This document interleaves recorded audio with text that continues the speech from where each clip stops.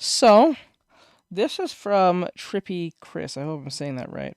He has 100K followers. It says Animal Human, the most disturbing horror manga you can't read. So, we're going to see what that's about. This was a year ago. So, I'm going to hear about this. See, the best thing about reaction to old videos, you don't have to focus too much on uh like if it's old or not. If something's good, it's good. It doesn't matter what time it was recommended. And yes, to answer your question. The truth about a lot of horror manga series is that some of the best stories don't get enough recognition to get an English publication. However, most of the time, it's actual fans that translate the series that they love. But in rare cases like the series we're about to talk about today, Dobutsu Ninjan, or Animal Human in English, get neither one. For being talked about in articles and manga news sites, I'm just shocked that, to me, you can't find any of these chapters online. You can find the full volume on Amazon in French, German, and Japanese, but even then it's a challenge to really find those chapters. So I did what people didn't want to do. I found all the Japanese pages and I just put every single page through Google Translate. So today I want to show you guys this uncanny horror series that you can't find anywhere else. But if you guys want to see more anime content like this one, then why not go down and hit that subscribe button. But without further ado, let's get on with the video.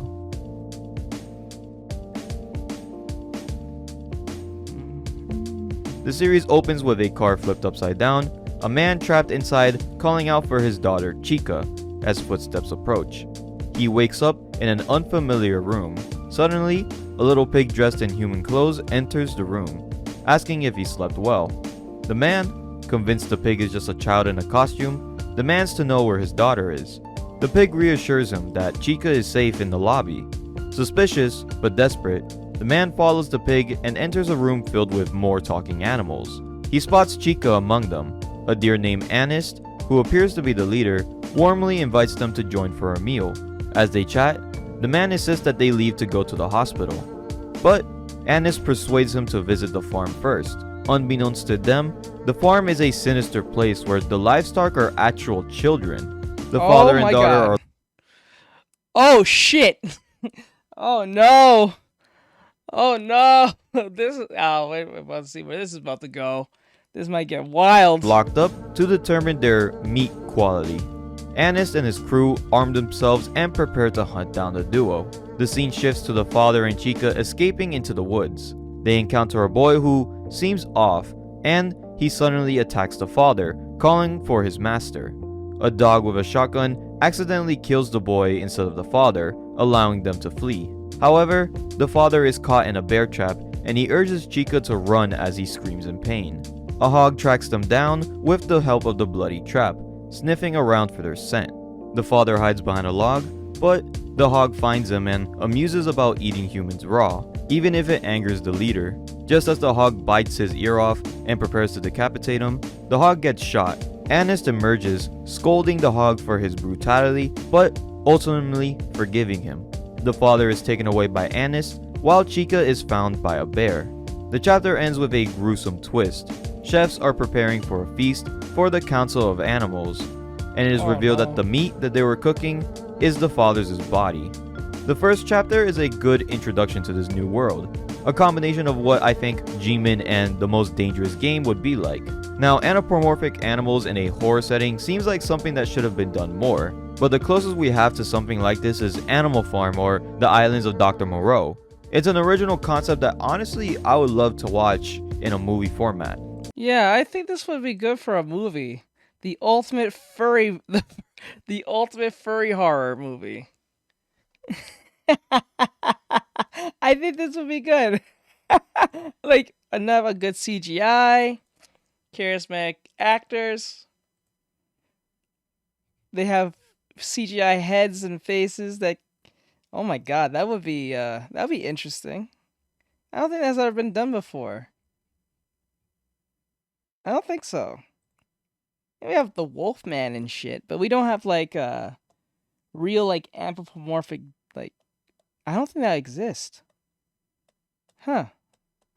I would like to see this in a movie format as well. The artwork is not bad, but nothing special when compared to most horror series, and is also not over the top with its gore or blood. The scares here aren't from creepy imagery or the psychological horror or, like I said, the gore, but from its environment. The first chapter is very similar to how the most dangerous game is played out. Yep. A hunter inviting prey over to his home to let them out and hunt them down for fun, Yep. but also for food. The thing that makes it scary is the fact that our protagonist is in danger and we, the audience, want to see them escape, building up the suspense and intensity of the story. With a simple concept, even without the broken translations, you can still understand what's going on within these panels. And with the father gone, I'm guessing that the story will be following the daughter next. However, it takes a turn that I never expected.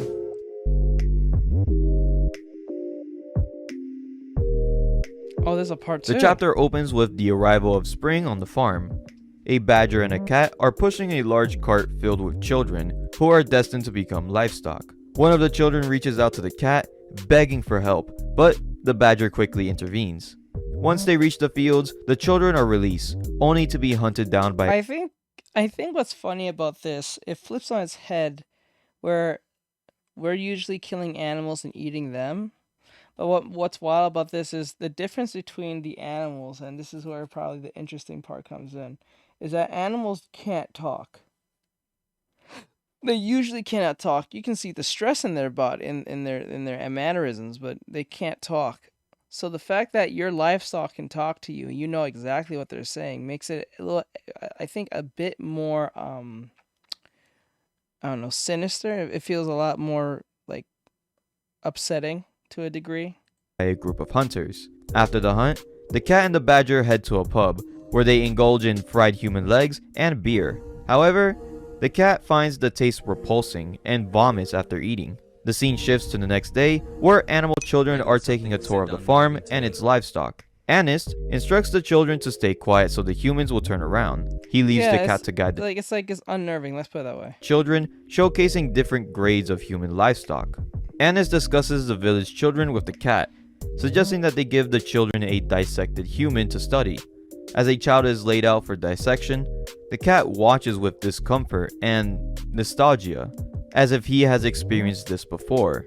Memories of his past life as a human flood his mind, recalling Anis's cruel experiments and the fate of his daughter, Chica. In a surge of emotions, the cat prepares to attack Anis, but is interrupted by a child offering him human meat. Anis walks away like nothing has happened, leaving the cat to grapple with his memories and rage. That night, the cat confronts the badger, demanding if he remembers being a human. The badger dismisses it as a figment of the cat's imagination. Wandering the farm, the cat realizes his true desire is to be with his daughter. His resolve is solidified when he stumbles upon a goat assaulting and a naked human woman. Oh my god. Enraged, the cat attacks, biting the goat's neck and tearing his mouth wide open. With a newfound purpose, the cat vows to kill every animal on the farm, starting his quest for vengeance and justice. The whole first chapter could have just been its own story. The narrative switch is pretty shocking, but not horrible. It reminded me of how like season 4 of Attack on Titan kinda did the same thing, following a new perspective, except that it's technically not. The twist of the father turning into an animal actually had me surprised, even though there were hints thrown at us from the beginning. The identity crisis and inner turmoil give a lot of character development to someone whose name we don't even know. His evolution from a passive observer to a vengeful avenger is compelling, driving the narrative forward and building the tension perfectly. As for Anis, he seems like the perfect villain for this series. He's more of just a political leader who would do anything for the survival of his people.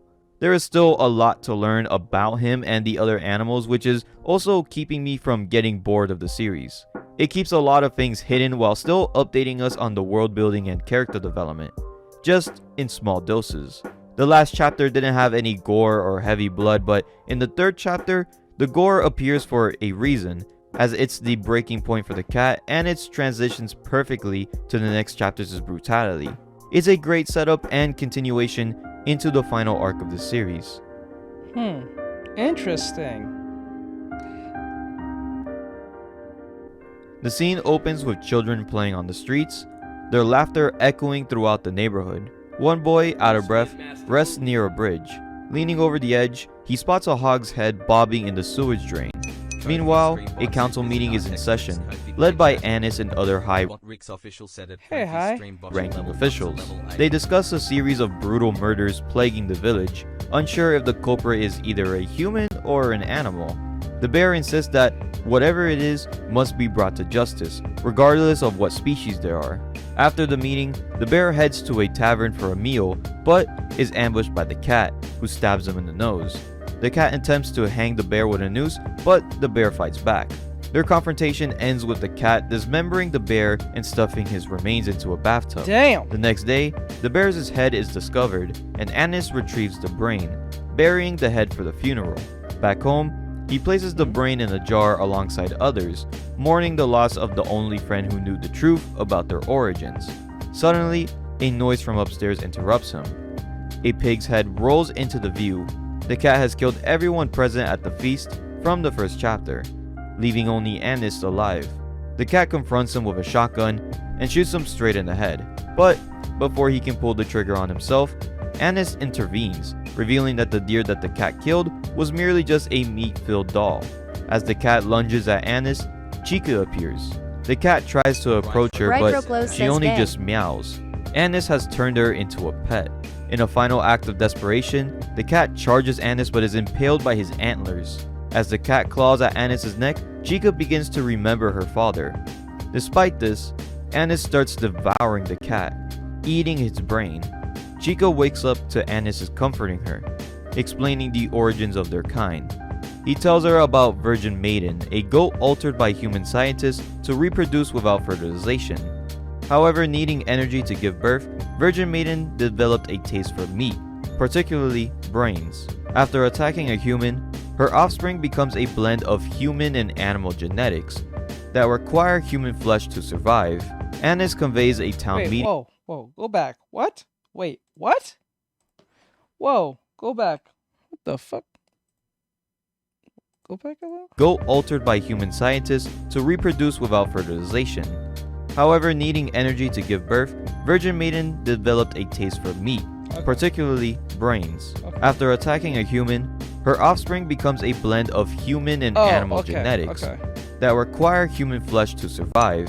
Anis conveys a town meeting, proclaiming the end of the killings and celebrating their unity as the sons of God, despite knowing that they were just man-made creation. Why mainly humans, though? Maybe it was the closest thing that was there. Maybe that was it. It was the closest thing that was there. Attacked a human, had taste for human flesh, took on human properties, and then that's from that point on. Because I have a feeling that if that baby were to attack any other animal other than its mom, it probably would have been a lot more ferocious than it'd be more human. That's what I'm thinking. That I could be wrong. It could be just for humans only, no other animal species. But like, that's what it feels like to me. Maybe because it was the closest thing other than the mother, so the scent of the mother gave was like not, like the pheromones or the pheromones that the mom gives makes it like attracted to or don't have any sense of wanting to eat or something like that. That happens a lot. So like, he takes Chica to the basement to meet Virgin Maiden, who devours her. Then 10 months later, Chica is reborn as a baby sheep, and Anis plans to raise her until she is ready to be consumed. As Anis leaves to fetch a cake, Chica reaches out for some meat. Suddenly, a soldier bursts in with Anis' severed head and rescues Chica. Outside, an army of men is exterminating the village animals and setting the place ablaze. In a distant city, a joint meeting of humans and animals address the genetic issues plaguing the product from Farm E13. So, they decide to purge the farm. Farms like E13 are scattered worldwide, housing various virgin maidens to produce animal and human meat for consumption. A soldier forces Chica into the back of a truck with other animals. As the convoy heads to another farm, Chica stares at the burning village, whispering, "I'm hungry." Now, the final 2 chapters seem a little confusing. and just a lot to take in. Not only did we get answers to questions we had, but it gave us an answer with an extra layer that we just never expected. To start off, Chapter 4 was a great read for people that just love the gory slasher side of horror. It was just a chapter of non-stop action and I loved every single second of it. As for the story of the cat and Chica, I'm very happy of how they ended his story. I wouldn't really change anything about it, to be honest. But the final chapter starts with the twist of Chica being alive, which is good but predictable, except that I thought that she would be a human like her father instead of a pet. It also took a book straight out of Jimin with the origins of the animal humans. We kinda knew that it was going to be like a mad scientist experiment that created these creatures, but since they were stating that they were the sons of God and the perfect creation of God, I thought I was going to be wrong. But the reveal of the Virgin Maiden was one of my favorite parts of the last chapter, with a horrific design and origin, plus a terrifying scene of it eating Chica. However, it starts losing me once the village starts getting raided, and we see that the farms are just a worldwide corporation run by both animals and humans. Now the translations at this point weren't that big of a deal. You could still kind of tell what the story was going with even without really reading it, just looking at the pictures. But here, the translations from Google are a bit messy to read and, that's my fault. So I can't really get the full detail of this twist. But even then, I feel like that this ending needed a bit more of an explanation, not because it's bad, but because it's confusing and I really want to know more about this world. The final panel of Chica getting sent away to a new farm does leave it ambiguous to maybe a new story just from a different perspective, like from a new farm. But at the end of the day, I'm honestly satisfied with this ending. Animal Human is an unsettling but engaging horror series that deserves more recognition and a wider availability. Despite its limited distribution and it being challenging to get a fan translation, I believe that this series could be one of the best short horror series of the modern era. It stands out with a unique and original concept, compelling narrative, and an intriguing main character and villain. From the intense introduction to the shocking twist and emotional depths of the later chapters, Animal Human offers a darkly original experience that blends elements of classic horror like The Most Dangerous Game with thought-provoking themes of identity and morals. The gruesome yet captivating journey of the cat and Chica, alongside the complex world building and political undertones. I know he kind of explained that the bot what I don't understand is this. Okay, so he said that the animal bodies are just like meat puppets. Is that what he said? Meat puppets? But I don't think he really explained how that's possible. Because did you not eat him? Ain't the brain dead? So you take the brain, you put it into a different animal's body or something? How does that work? Especially if it's because if Chica got eaten frontwards, wouldn't the head get the brain get destroyed? So how does she become a sheep? That's the part I don't understand. Makes it a more memorable read. The ending, while successfully being intense from beginning to end, leaves room to expand on the world while still delivering a satisfying conclusion. For any fans of horror, if you have the opportunity, I highly recommend diving into the series, even if it means reading 170 pages of broken translated English.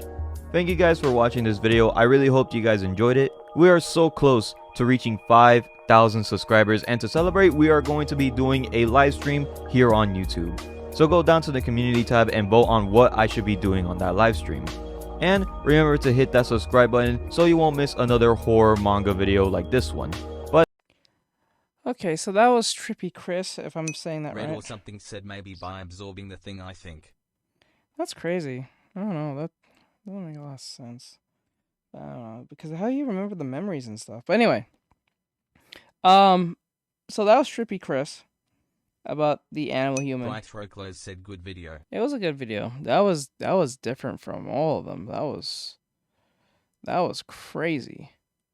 I don't know. I didn't expect that at all. At all. So, With that said, like, subscribe, share, follow, and comment. I hope you guys enjoy this. This will be on the reactions channel. I think I just posted a reaction channel just today, so if you want to check that out, you can.